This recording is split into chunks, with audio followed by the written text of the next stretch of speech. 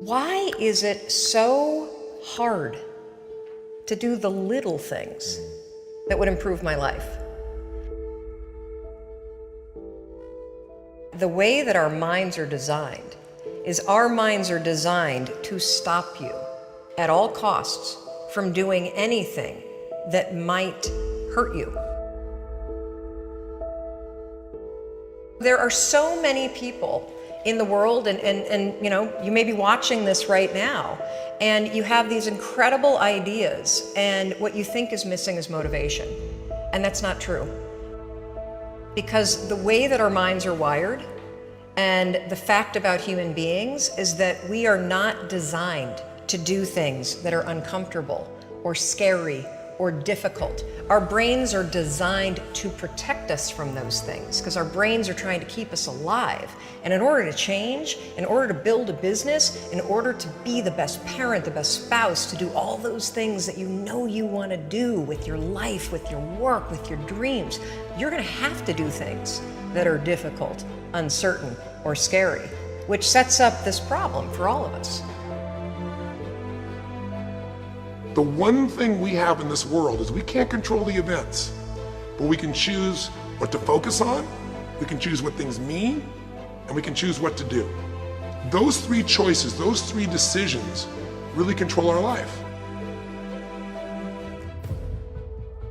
You can always make a decision. That's always in your control. Staying with somebody that treats you like garbage is a decision. It is. Staying at a job that you hate is a decision. Staying in the body that you are not proud of is a decision. Is it going to be easy? No, it's not going to be easy to change. It's simple. It's your job to push yourself. It's not the smartest people who achieve success. It's the people who procrastinate less, make fewer excuses, as they take actions every day towards the goals that they want to achieve. Indecision is the thief of opportunity. Indecision means the door is still closed. Indecision means the opportunity waits.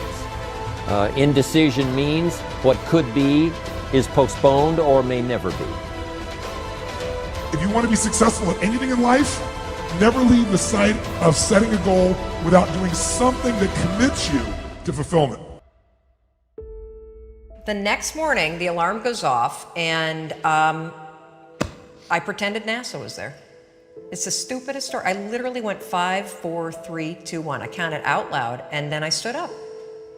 And I'll never forget standing there in my bedroom. It was dark, it was cold, it was winter in Boston. And for the first time in 3 months, I had beaten my habit of hitting the snooze button. There were moments all day long, just like that 5-second moment in bed, where I knew, knowledge, what I should do. And if I didn't move within 5 seconds, my brain would step in and talk me out of it. Every human being has a 5-second window, might even be shorter for you. You have about a 5-second window in which you can move from idea to action before your brain kicks into full gear and sabotages any change in behavior. Your life is what you think it should be. That's exactly what you are right now. You are what you thought you should be. And if you don't like who you are, you got to change what you think you should be. What you think is more important than what you do. And so if you want to change, you got to work on this attitude bit. Decide, commit, act, succeed, repeat. The one thing that all the greats have in common is they sweat the small stuff. They pay very, very close attention to every detail. What makes you comfortable can ruin you. And what makes you uncomfortable is the only way to grow. What you are and what you become depends on how you use your time.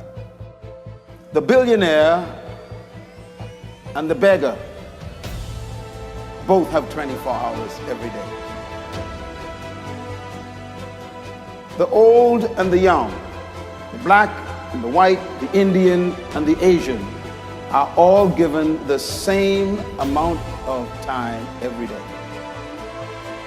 You cannot stop a day. You cannot stop an hour. But you can control how it will be used. Your life comes down to your decisions, and if you change your decisions, you will change everything. When you understand the power of a 5-second decision, and you understand that you always have a choice to go from autopilot to decision maker, everything in your life will change. You will be a different negotiator, you will be different in sales, you will be unstoppable in the gym, because you will realize the amount of garbage that you put in the way of your hopes, of your dreams, of your potential, of your confidence, of your courage. Everything comes down to the decisions that you make. Take ownership. Take extreme ownership. Don't make excuses. Don't blame any other person or any other thing. Get control of your ego. Take ownership of everything in your world, the good and the bad. Take ownership of your mistakes. Take ownership of your shortfalls. Take ownership of your problems. And then take ownership of the solutions that will get those problems solved. Take ownership of your mission. Take ownership of your job, of your team, of your future, and take ownership of your life. The first source of inspiration is deciding. Second source of inspiration is planning. And now, here's a big source of inspiration: beginning. Getting started. Actually turning thought and the notes on the paper, the plans, actually now committing it to action. Getting started. I'm a humongous believer that ideas are and that execution's the game. Well, I think the one thing that discipline definitely does help you with is it helps you get things done. And when you get things done, when you actually do things, you have more success. If you have more success, and sometimes a big part of success is just not being f***ing lazy and just doing it. Yeah. That's like 90% of it is just showing up. Get there and start working. Like, you're not gonna feel perfect every day. If I only worked out when I felt good, I'd be a fat f***. Discipline, it does start with waking up early. It really does. But that is just the beginning. And I always say that discipline is the root of all good qualities. But you have to absolutely apply it to things outside of just waking up early. It's everything. It's working out every day, making yourself stronger and faster and more flexible and healthier. Discipline is eating the right foods to fuel your system. It's about disciplining your emotions so you can make good decisions.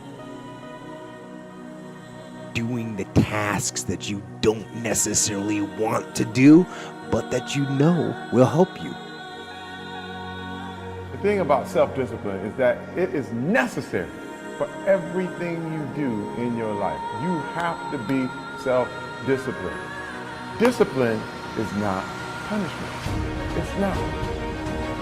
If you change your mindset and really focus it on what discipline really is, you start to welcome discipline. You welcome self-discipline into your life.